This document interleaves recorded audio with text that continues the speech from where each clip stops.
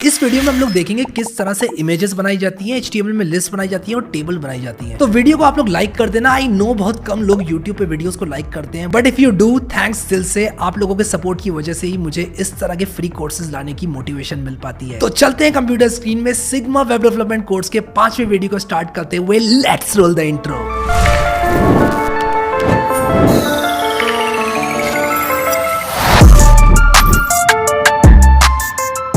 So guys, मैं आ चुका हूँ अपनी कंप्यूटर स्क्रीन में, जैसे कि आप लोग देख सकते हो। अब मैं सबसे पहले आप लोगों को बताना चाहता हूँ कि github.com/codewithharry को बुकमार्क कर लेना। इनफैक्ट इस रिपोजिटरी को बुकमार्क कर लेना ताकि आपको सारा कोड मिले।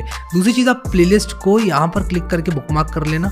यहाँ क्लिक करके स्टार पे और यहाँ क्लिक करके सेव कर लेना। ये प्लेलिस्ट आपकी हो जाएगी। अब यहाँ पर सबसे पहली चीज़ जो बताऊँगा वो बताऊँगा इमेज के बारे में कि HTML के अंदर इमेज क्या होता है। तो हम क्या करेंगे, यहाँ पर जल्दी से एक फोल्डर बनाएंगे वीडियो 5 के नाम से, न्यू फोल्डर, और यहाँ पर वीडियो 5। ये तो आपको आता ही होगा। शिफ्ट राइट क्लिक करके ओपन विद कोड इस बार बहुत तेज कराऊंगा क्योंकि ऑलरेडी बता चुका हूँ कई बार। अगर आप लोग चाहते हैं कि आप लोग को ये वेलकम पेज बार बार देखने को ना मिले तो यहाँ पर show welcome page on startup को अनचेक कर देना और आपको ये बार बार देखने को नहीं मिलेगा। लेकिन हमें क्या ही करना है, हम तो index.html बनाएंगे। थोड़ा कंट्रोल माउस व्हील करके जूम इन करेंगे, स्क्रीन कास्ट मोड को टॉगल कर लेंगे ताकि आप लोग को पता चले कि मैं कौन सा बटन कब कब दबा रहा हूँ और क्यों दबा रहा हूँ।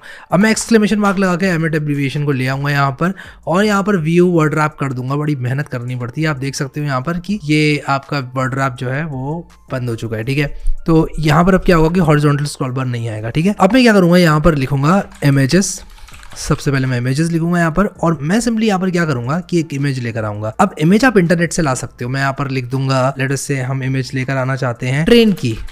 ठीक है, ट्रेन की इमेजेस, क्योंकि ये कोर्स में काफी ट्रेन चलाई है हमने, तो ट्रेन की इमेजेस लेकर आएंगे ना हम। क्यों लेकर आएंगे कोई दूसरी इमेज। सेव इमेजेस करूंगा और यहाँ पर सिग्मा वेब डेवलपमेंट कोर्स के अंदर वीडियो नंबर 5 वाले फोल्डर में ये एक CMS फाइल है। इनफैक्ट मैं एक काम करता हूँ, इसको करता हूँ कैंसिल। मैं इसका स्निप ले लेता हूँ क्योंकि ये एक CMS एक्सटेंशन है। मैं चाहता हूँ PNG में मैं लूँ इसको। तो मैंने यहाँ पर विंडोज शिफ्ट और S दबाया। स्निपिंग टूल का शॉर्टकट है। अगर आप लोग को नहीं पता तो अब आप लोग को इस सिग्मा वेब डेवलपमेंट कोर्स के माध्यम से पता चल चुका है कि आप लोग अगर विंडोज शिफ्ट और S दबाएंगे तो आपका स्निपिंग टूल खुल जाता है विंडोज में। किस किस को ये बात नहीं पता थी कमेंट सेक्शन में ईमानदारी से बताओ। ठीक है, यहाँ पर अब हम क्या करेंगे, विंडोज शिफ्ट S तो मैंने कर दिया था और फिर मैं बातों में लग गया। तो यहाँ पर आप क्लिक करें और इसको यहाँ पर सेव करें। यहाँ पर सेव का ये जो फ्लॉपी डिस्क का ऑप्शन होता है इसको आप यहाँ पर क्लिक करें और डाउनलोड्स में जाकर सिग्मा वेब डेवलपमेंट कोर्स में जाकर इसको वीडियो 5 में सेव कर लेंगे इमेज। ठीक है, इमेज के नाम से सेव कर लिया। अब HTML में एक IMG टैग होता है। आप IMG जैसे ही डालोगे SRC और ऑल्ट दोनों इसके रिक्वायर्ड एट्रीब्यूट्स हैं। इनफैक्ट ऑल्ट आप नहीं भी लिखोगे तो चलेगा, बट रेकमेंडेड है। बताऊंगा इन दोनों एट्रीब्यूट से क्या होता है। सबसे पहले SRC के अंदर अगर आप लोग लिख दोगे image.png, आप देख सकते हो ये इमेज यहाँ पर है तो ये image.png, और ऑल्ट में मैं डाल देता हूँ ट्रेन इमेज। ठीक है, अब मैं इसको अगर आप लोग को दिखाऊं ब्राउजर में प्रीव्यू करके तो ये देखो ये कुछ इस तरह से दिख रहा है। ये हमारा पेज है और ये ट्रेन की इमेज यहाँ पर दिख गई। क्या हुआ ये करने से, ऑल्ट जो हमने लिखा था वो कहाँ गया आप लोग कह सकते हो। मैं आपको बताता हूँ कहाँ गया जो ऑल्ट के अंदर हमने डाला। तो देखो जो ऑल्ट के अंदर हमने चीज डाली ना वो अभी हमें नहीं दिखा। मान लो फॉर सम रीजन सर्वर आपको इमेज नहीं दिखा पाता है। ठीक है, तब क्या होगा, मान लो मैंने image2 लिख दिया गलती से। अब image2.png नाम की फाइल तो यहाँ पर है नहीं, तो एरर आएगा। क्या होगा दिखाता हूँ क्या होगा। तो यहाँ पर ऑल्ट जो है वो डिस्प्ले हो जाएगा और ये इस तरह का एक एरर इमेज जो है वो डिस्प्ले हो जाएगा, जो कि ये बताएगा कि यार आपने जो इमेज लगाया है ये सही से लगा लो यार, आपने कुछ ना कुछ गड़बड़ करी है, या आपने जिस सर्वर का URL दिया है वहां पर ये इमेज है ही नहीं। ठीक है, इस तरह की चीजें ऐसे दिखाई जाती हैं और वहां पर ऑल्ट दिखता है, तो यूजर को पता चल जाता है कि इस इमेज का क्या पर्पस है। ठीक है, और अब मैं अगर वापस से यहाँ पर आऊँ तो इमेज में ऑल्ट इस तरह से आप लोग लगा सकते हो। ऑल्ट में नहीं भी लगाऊंगा तो कुछ होगा क्या, अरे ऑल्ट नहीं लगाऊंगा तो बस ये है कि वो जो ऑल्ट टेक्स्ट आ रहा था वो नहीं आएगा और कुछ नहीं होगा। तो आप नहीं चाहेंगे कि जब आपका सर्वर में एरर आए तो यूजर ये इमेज देखे। आप चाहेंगे कुछ इस तरह से जो है सिनेरियो बने, यूजर आपका कुछ इस तरह से ही देखे। ट्रेन इमेज ये लिखा हुआ है इस तरह से देखें। ठीक है, आई होप ये आपको समझ में आ गया। तो इमेज एकदम स्ट्रेट फॉरवर्ड है। इसके दो और एट्रीब्यूट्स हैं जो कि बहुत इंपॉर्टेंट होते हैं। एक तो विड्थ होता है जो कि पिक्सल्स में विड्थ होता है। अगर मैं 23 कर दूँ विड्थ इज इक्वल टू, तो आप देख सकते हैं। इनफैक्ट मैं इमेज को ठीक करूंगा, पहले image2 लिख दिया मैंने गलती से। image.png है तो यहाँ पर आप देख सकते हो मैंने 23 पिक्सल्स ले लिया जो कि बहुत छोटा होता है, तो मैं 230 पिक्सल्स कर दूंगा इसको। इसमें px लिखने की जरूरत नहीं पड़ती आपको। CSS में जब हम विड्थ लिखते हैं तो हम देखेंगे वहाँ पर कि हमें px लिखने की जरूरत पड़ती है। यहाँ सिर्फ हम width is equal to double quotes के अंदर नंबर लिख देते हैं, जैसे कि आप लोग देख सकते हो। ठीक है, तो यहाँ पर अगर मैं इसको लेकर आऊँ तो आप देखो कि ये छोटा हमें इमेज दिख गया विड्थ। अगर मैं इसकी हाइट भी दे दूँ, मतलब मैं इसकी हाइट भी दे देता हूँ मैं कहता हूँ यार हाइट भी इसकी 230 ही रखो, तो इसका एस्पेक्ट रेशियो बिगड़ जाएगा, तो ये थोड़ी स्ट्रेच हो जाएगी, क्योंकि इसने क्या किया, इसकी विड्थ को भी 230 कर दिया, हाइट को भी 230 कर दिया, जैसे कि आप देख सकते हो। अब अगर आप चाहते हो हाइट इसकी 230 हो जाए और विड्थ ऑटोमेटिक एडजस्ट हो जाए, तो आप सिर्फ हाइट एट्रीब्यूट यूज कर लो। अब यहाँ पर विड्थ वाला हटा दो, तो हाइट इसकी 230 पिक्सल्स हो जाएगी और विड्थ में जितना जा पाएगा उतना चला जाएगा, ऑटोमेटिक एडजस्ट हो जाएगा। आप देखो विड्थ में ऑटोमेटिक एडजस्ट हो गया और हाइट में इसने जो है ये ले लिया। अब क्या होता है कि CSS के थ्रू भी विड्थ और हाइट एडजस्ट की जा सकती है, और हम CSS वाले सेक्शन में ये देखेंगे कि ये वाली विड्थ और हाइट हमें हमेशा क्यों सेट करनी चाहिए। हमें हमेशा विड्थ या हाइट में से एक चीज़ को सेट करनी ही चाहिए, सच दैट हमारा जब पेज लोड हो रहा है तब हमारा जो पेज के अंदर का इमेज है वो एकदम से ना आ जाए पेज में। मैं आप लोगों को बताता हूँ ये आने वाले वीडियोज़ में, बट अभी आप इसे समझ लो कि ये जो विड्थ और हाइट वाले जो एट्रीब्यूट्स हैं, बहुत सारे लोगों को मैंने ये कहते हुए सुना है कि डेप्रिकेट हो गए, इन्हें अब यूज़ नहीं करना चाहिए, बट मैं कहता हूँ उनको यूज़ करना चाहिए एसईओ पर्पस के लिए। क्यों करना चाहिए ये मैं आपको आने वाले वीडियोस में बताऊंगा, जहां मैं आपको कोर वेब वाइटल्स और एसईओ के बारे में बताऊंगा। अभी के लिए आप लोग ये समझ लो कि विड्थ इमेज को विड्थ देता है, हाइट इमेज को हाइट देता है, दोनों में से कोई एक लगा दिया तो दूसरा वाला ऑटोमेटिकली सेट हो जाता है। And these values are in pixels and you don't have to write px या फिर पिक्सल, आपको सिर्फ ये नंबर लिख देना है एंड दैट्स इट। ये एक एट्रीब्यूट है हाइट, और एक SRC एट्रीब्यूट है, एक ऑल्ट एट्रीब्यूट है। इसमें आप स्टाइल एट्रीब्यूट भी यूज़ कर सकते हो। इनफैक्ट स्टाइल एट्रीब्यूट आप ऑलमोस्ट सारे टैग्स के साथ यूज़ कर सकते हो। तो ये था इमेज के बारे में। अब जल्दी से हम लोग बात करेंगे HTML में टेबल्स के बारे में। HTML के अंदर टेबल टैग बहुत ज़्यादा यूजफुल होता है। टेबल टैग से क्या होता है मैं आपको बताता हूँ। टेबल टैग से एक टेबल आप लोग को देखने को मिलती है। अब मैं ये टेबल यहाँ से कॉपी करता हूँ, और इस टेबल को मैं जब यहाँ से कॉपी करूँगा तब आप लोग देखना मेरा जो पेज है वो कुछ इस तरह से दिखाई देगा। तो ये जो HTML की टेबल होती है, कहाँ गया मेरा प्रीव्यू वाला पेज, ये रहा। यहाँ पर देखो नेम हैरी एज 100, ठीक है। अब अगर मैं यहाँ पर और भी बहुत सारी चीज़ें डालूँ, मान लो मैं यहाँ पर कुछ इस तरह से डालूँ, मान लो मैं डालूँ नेम, और यहाँ पर मैं डालूँ लेट अस से डेजिग्नेशन, हैरी की डेजिग्नेशन मान लो मैं डाल दूँ प्रोग्रामर, और लेट अस से मैं और भी चीज़ें डालना चाहता हूँ। मैं ऑल्ट शिफ्ट बॉटम एरो की यूज़ करूँगा, ऑल्ट शिफ्ट बॉटम एरो की यूज़ करूँगा, और यहाँ पर लेट अस से मैं लिखना चाहता हूँ कि फेवरेट लैंग्वेज, और मैं यहाँ पर लिखना चाहता हूँ मान लो जावास्क्रिप्ट, ठीक है। और अब आप यहाँ पर देखो कि ये टेबल इस तरह से बन जाएगी, नेम, डेस्टिनेशन, फेवरेट लैंग्वेज, ठीक है। तो ये क्या है, ये किस तरह से काम करता है आपको बताता हूँ। तो यहाँ पर देखो कि टेबल टैग हमने यूज़ किया। टेबल टैग के अंदर TR टैग होता है जो कि टेबल रो होती है।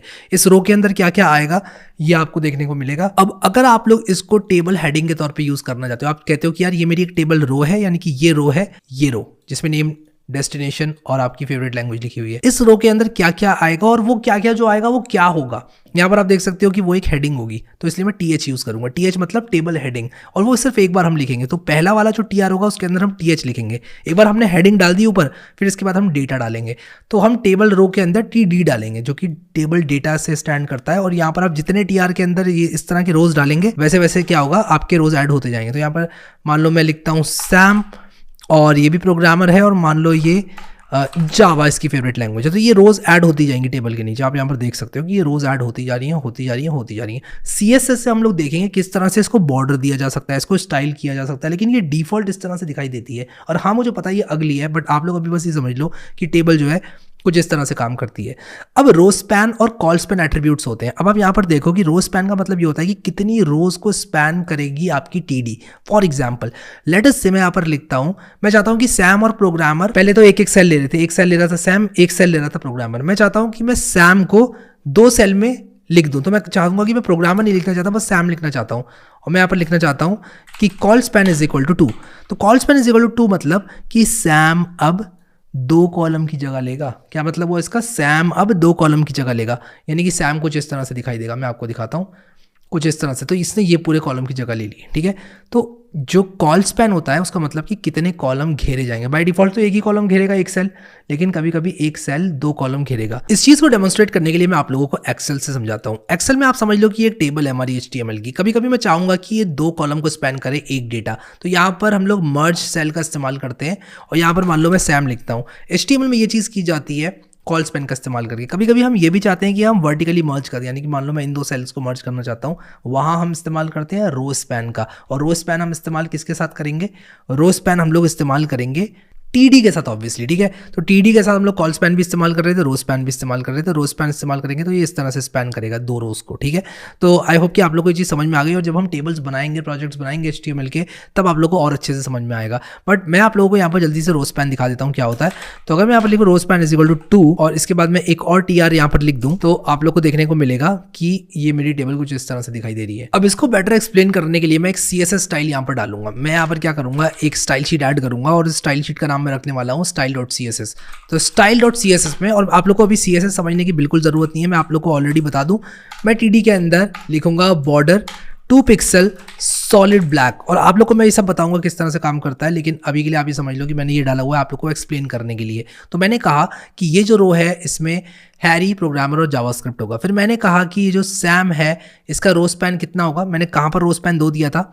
एक तो मैंने कहा कि जो मेरा जावा है उसका रो स्पैन 2 होगा, तो जावा कितने रोज लेगा, ऑब्वियसली 2 लेगा, ठीक है। तो यहाँ पर जावा 2 रोज लेगा। तो यहाँ पर आप देख सकते हो जावा ने 2 रोज ले लिए। तो जब जावा ने 2 रोज ले लिए तो इसका मतलब मुझे अगले वाले में जावा नहीं लिखना है, क्योंकि ऑलरेडी उसका रो घिर चुका है। तो अगले वाले में मैं जावा नहीं लिखूंगा, ठीक है। तो आप देखो यहाँ पर मैं जावा नहीं लिखूंगा। इसका कॉल स्पैन 2 किया मैंने, इसका रो स्पैन 2 किया। तो ये करने से क्या हुआ आप देख सकते हो, ये हैरी था, प्रोग्रामर था, जावास्क्रिप्ट था। फिर मैंने कहा कि जो सैम है इसका जो कॉल स्पैन है वो 2 कर दो, यानी कि ये 2 कॉलम्स घेरेगा। ये वाला सैम भी 2 कॉलम्स घेरेगा और ये जावा 2 रोज घेरेगा। तो आप देख सकते हो यहाँ पर एग्जैक्टली वही हुआ, इसने 2 रोज घेर ली, इसने 2 कॉलम्स घेर लिए। तो इस तरह से रो स्पैन और कॉल स्पैन का इस्तेमाल किया जा सकता है HTML के अंदर। HTML टेबल के अंदर हम लोग कैप्शंस भी ऐड कर सकते हैं, और कैप्शंस को ऐड करने के लिए हम कुछ इस तरह से कैप्शन टैग का इस्तेमाल कर सकते हैं। तो मैं आप लोग को दिखाता हूँ कि टेबल के अंदर अगर हम कैप्शन का इस्तेमाल करेंगे स्टूडेंट डिटेल्स, या मैं कह देता हूँ एम्प्लॉय डिटेल्स, तो आपका जो पेज है वो कुछ इस तरह से दिखाई देगा। आप लोग देख सकते हो यहाँ पर कि एम्प्लॉय डिटेल जो कैप्शन है वो यहाँ पर ऐड हो जाएगा। अब CSS से इसको भी चेंज किया जा सकता है, इसके फॉन्ट को, इसके फॉन्ट साइज को, लेकिन अभी के लिए बाय डिफॉल्ट कुछ इस तरह से दिखता है। जो कैप्शन है वो ऊपर आ जाता है, एम्प्लॉय डिटेल्स इस तरह से दिखाई पड़ेगा आपको। उसी के साथ साथ आप लोग हेडर और फुटर भी दे सकते हो। आप यहाँ पर टी हेड और टी फुट दे सकते हो। जैसे कि अगर मैं यहाँ पर टी हेड और टी फुट के अंदर कुछ कॉन्टेंट डालूँ कुछ इस तरह से, अगर मैं यहाँ पर डालूँ कि हेडर और यहाँ पर मान लो मैं डाल दूँ फुटर, तो कुछ इस तरह से आप लोग को टी हेड और टी फुट देखने को मिल जाएंगे। आप देखो यहाँ पर हेडर आ गया, यहाँ पर फुटर आ गया। मैं यहाँ पर आप लोग को एक और टैग के बारे में बताऊंगा जिसका नाम है BR टैग, जो कि लाइन ब्रेक ऐड करता है। तो इमेज के बाद एक लाइन ब्रेक आएगी, यहाँ पर आप देख सकते हो सब कुछ नीचे आ गया। तो ये हेडर है, और इसके बाद मैं फुटर को ऑब्वियसली नीचे ऐड करूंगा, मैं यहाँ पर ऐड नहीं करूंगा। तो मैं सारा जो मेरी टेबल है उसके बाद ही ऐड करूंगा एट दी एंड। तो ये मेरी टेबल फुटर है। अब इसको मैं CSS से चेंज कर सकता हूँ। अब यहाँ पर मैं अपने हेडर और फुटर के कंटेंट को टी हेड और टी फुट से कुछ इस तरह से ग्रुप कर सकता हूँ। तो मेरे टेबल का हेडर क्या होगा, ये जो मैंने यहाँ पर लिखा हुआ है TH, इसको मैं ग्रुप कर सकता हूँ, मैं इसको टी हेड के अंदर डाल सकता हूँ। उसी के साथ साथ जो टेबल के अंदर कंटेंट होगा वो टी बॉडी के अंदर आ जाएगा। तो टी बॉडी के अंदर क्या आएगा, कुछ इस तरह से मेरा टेबल का कंटेंट आ जाएगा, जैसे कि आप लोग देख सकते हो। और इसके बाद मैं अगर यहाँ पर टी फुट लिखता हूँ और मैं चाहता हूँ एट द एंड मान लो मैं कुछ डेटा डालना चाहता हूँ, तो मैं एक और TR डाल दूंगा। जैसे कि आप लोग देख सकते हो, मैं इसको राइट क्लिक करके फॉर्मेट डॉक्यूमेंट करूंगा तो ये थोड़ा बेटर फॉर्मेट हो जाएगा। मान लो कि मैं इस तरह का TR डालना चाहता हूँ और मैं इसको ग्रुप करना चाहता हूँ टी फुट में। तो ये बस ग्रुप करने का तरीका है, यानी कि मैंने टी फुट के अंदर डाल दिए कुछ TRs, मैंने टी बॉडी के अंदर जो मेरी मेन बॉडी है वो डाल दी, और मैंने टी हेड के अंदर डाल दिए जो मेरा टेबल का हेडर था। और ऑब्वियसली कुछ चेंज नहीं आएगा इससे, सिर्फ ग्रुपिंग करी है मैंने। यहाँ पर देखो कि हमारा जो, मैं काम करता हूँ यहाँ पर फुटर लिख देता हूँ ताकि आप लोगों को पता चले कि ये फुटर है। मैं यहाँ पर फुट लिख देता हूँ और आप यहाँ देख सकते हो कि ये जो लास्ट वाला हमारा रो है वो फुट है। अब आपको ऐसा करने का फायदा क्या हुआ, हमने सिर्फ ग्रुपिंग करी है ताकि हम CSS से आगे टारगेट कर सकें। तो ये आप लोग बहुत कम इस्तेमाल करोगे, बट आप लोग कर सकते हो ग्रुपिंग इस तरह से। जो आपकी पूरी टेबल है, हेड कंटेंट यहाँ पर आ जाएगा, फुट कंटेंट यहाँ पर आ जाएगा, और बॉडी कंटेंट इनफैक्ट बीच में आता है हेड और फुट के, बट आप लोग किसी भी तरह से इसको जो है यहाँ पर लिख सकते हो, बट आइडियली हेड, बॉडी और फिर उसके बाद फुट आता है। ठीक है, आई होप कि आप लोग को ये चीज समझ में आ गई। तो that's all about HTML tables. इतने से ज्यादा आप लोगों को जानने की अभी जरूरत नहीं है। और अब हम लोग यहाँ पर बात करेंगे लिस्ट की। लिस्ट बहुत ज्यादा इंपॉर्टेंट है HTML के अंदर, क्योंकि लिस्ट को हम बहुत इस्तेमाल करेंगे। 3 तरह की लिस्ट होती है HTML में। एक होती है हमारे पास ऑर्डर्ड लिस्ट, एक होती है अनऑर्डर्ड लिस्ट, और एक होती है डेफिनेशन लिस्ट। सबसे ज्यादा यूज होने वाली अनऑर्डर्ड और ऑर्डर्ड लिस्ट होती है। सबसे पहले अनऑर्डर्ड लिस्ट को देख लेते हैं। कभी भी हम ये चाहते हैं कि हमारे पास अनऑर्डर्ड डेटा है, जैसे कि मैं यहाँ पर UL लिख दूँ, तो मैं यहाँ पर UL जैसे ही लिखूंगा इसका मतलब वो अनऑर्डर्ड लिस्ट। इसके अंदर मैं LI लिख सकता हूँ, और मैं लिख सकता हूँ हैरी, और इसके बाद मैं लिख सकता हूँ रोहन, ठीक है, और इसके बाद मैं लिख सकता हूँ शुभम, ठीक है। तो यहाँ पर जब मैं हैरी रोहन शुभम लिखूंगा तो ये UL जब मैं करूँगा तो इस तरह से आएगी। ये है अनऑर्डर्ड लिस्ट। देखो हैरी रोहन शुभम यहाँ पर आ गया, इनका कोई ऑर्डर नहीं है, 1 2 3 4 नहीं आया है इसमें। लेकिन अगर मैं चाहता हूँ ये ऑर्डर्ड हो, तब मैं इसी चीज़ को OL की सहायता से लिख सकता हूँ। तो अगर मैं इसका ओपनिंग क्लोजिंग टैग OL बना दूँ और बाकी चीज़ों को सेम रखूँ तो ये हो जाएगा ऑर्डर्ड लिस्ट, ठीक है। तो यहाँ पर इसमें 1 2 3 आ जाएगा। इस 1 2 3 को आप ABC भी कर सकते हो, आप कैपिटल ABC भी कर सकते हो, आप रोमन नंबर्स भी कर सकते हो, CSS की सहायता से भी कर सकते हो, और भी तरीके करने के। आप यहाँ पर देख सकते हो इस इमेज के अंदर कि UL के अंदर LI किया तो ये कुछ इस तरह से आया। इस इमेज में आप लोग देख सकते हो यहाँ पर OL के अंदर LI किया तो ये 1 2 3 आया। ये ऑर्डर लिस्ट का एग्जाम्पल हो गया, और ये डेफिनेशन लिस्ट का एग्जाम्पल हो गया। डेफिनेशन लिस्ट बहुत कम यूज़ में आती है, कुछ इस तरह से प्रीव्यू होता है इसका। आप यहाँ पर सबसे पहले मैंने हेडिंग डाली है, फिर इसके बाद मैंने DL लिखा है। DL मतलब डेफिनेशन लिस्ट, इसके बाद DT और फिर इसके बाद DD। तो यहाँ पर डेफिनेशन टर्म होता है और फिर इसकी डेफिनेशन की डेफिनेशन होती है। तो ये कुछ इस तरह से आता है, और आप CSS से इसको चेंज भी कर सकते हो। बहुत कम यूज़ होता है, बट आपको इसके बारे में पता होना चाहिए इंटरव्यूज़ के लिए। इंटरव्यूअर पूछ लेता है कभी कभी डेफिनेशन लिस्ट क्या होती है, तो कुछ इस तरह के कोड को इस तरह से प्रीव्यू किया जाता है। मैं भी लिख कर नहीं दिखा रहा हूँ for the sake of time, but try it out, ठीक है। और यहाँ पर सबसे पहले हम लोग देखेंगे अनऑर्डर्ड लिस्ट को। अनऑर्डर्ड लिस्ट मैंने आप लोगों को बता दिया, बहुत ही सिंपल एंड स्ट्रेट फॉरवर्ड है। आप इसके बुलेट पॉइंट्स को कस्टमाइज कर सकते हैं टाइप एट्रीब्यूट का इस्तेमाल करके। जैसे कि अगर मैं यहाँ पर type is equal to square कर दूँ, मैं यहाँ पर कह दूँ टाइप इज इक्वल टू, और मान लो मैं यहाँ पर लिख दूँ स्क्वायर, ठीक है। तो मैंने UL के अंदर type is equal to square लिख दिया, तो ये देखो स्क्वायर की तरह अपीयर हो गई है। इसी तरह से मैं यहाँ पर UL के अंदर इसका जो टाइप है उसको सर्कल कर सकता हूँ, स्क्वायर कर सकता हूँ, डिस्क कर सकता हूँ। डिस्क बाय डिफॉल्ट होता है, यानी कि गोला जो दिखता है वो बाय डिफॉल्ट दिखता है, ठीक है।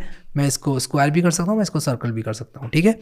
उसी के साथ साथ आप लोग इसके अंदर के लिस्ट आइटम्स में कितने भी और लिस्ट आइटम्स ऐड कर सकते हैं। अब देखते हैं ऑर्डर्ड लिस्ट को थोड़ा सा और नज़दीक से। ऑर्डर्ड लिस्ट में यहाँ पर आप लोग LI लिखेंगे तो ये इस तरह से आएगा 1 2 3, लेकिन आप यूज़ कर सकते हैं type is equal to I। जब आप type is equal to I use करेंगे तो आपको अपर केस रोमन नंबर्स मिलेंगे। Type is equal to small I करेंगे तो लोअर केस रोमन नंबर्स मिलेंगे।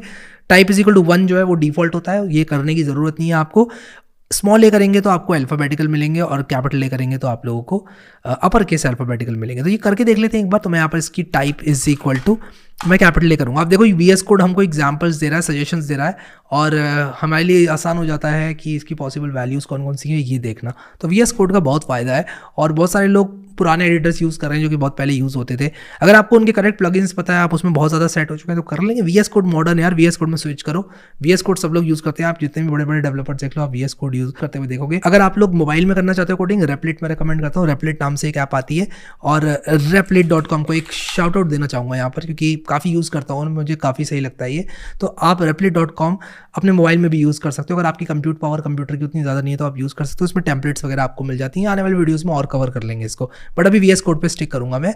आई होप कि आप लोगों को समझ में आ गया यहाँ पर ordered list, unordered list, definition list. अब देखो यार, 5 वीडियोस हमने कंप्लीट कर लिए सिग्मा वेब डेवलपमेंट सीरीज में। मैं चाहता हूँ कि आप लोग पहले वीडियो में जाकर एक अपना कमेंट डाल दें कि आप लोग को ये कोर्स कैसा लग रहा है। 5 स्टार्स में से मुझे स्टार्स दें कि ये कोर्स का इनिशियल रिव्यू क्या है, आपने 5 वीडियो देखे उसके हिसाब से। मुझे पता है कि अपना ऑर्डर 1 मिनट लेट हो जाने पर स्विगी जोमेटो डिलीवरी राइडर की ऐसी तैसी करने वाली ये जनता आजकल यूट्यूब पे कमेंट्स उतना ज़्यादा नहीं करती है, बट फिर भी मैं आपका कमेंट चाहता हूँ कि आप लोग करें यार। नीचे कमेंट अपना बताएं मुझे कि कैसा चल रहा है कोर्स फर्स्ट वीडियो में जाकर, और कमेंट में सिग्मा बैच ओपी लिखते रहना यार, बहुत ज़्यादा मोटिवेशन मिलता है। ऐसे हमारा 2 वे इंटरेक्शन रहेगा। आप लोग अगर मुझे कमेंट करते रहेंगे, मैं देखता रहूंगा, मुझे काफी दिल से अच्छा लगता है। एक 2 वे इंटरेक्शन फील होता है। तो सोर्स कोड मैं डिस्क्रिप्शन में दे दूंगा, उसको एक्सेस कर लेना। प्लेलिस्ट ये रही, इसको एक्सेस कर लेना। वीडियो को लाइक कर देना, कमेंट पे सिग्मा बैच ओपी लिख देना, और अपने गाँव की जमीन मेरे नाम कर देना। Thank you so much guys for watching this video, and I will see you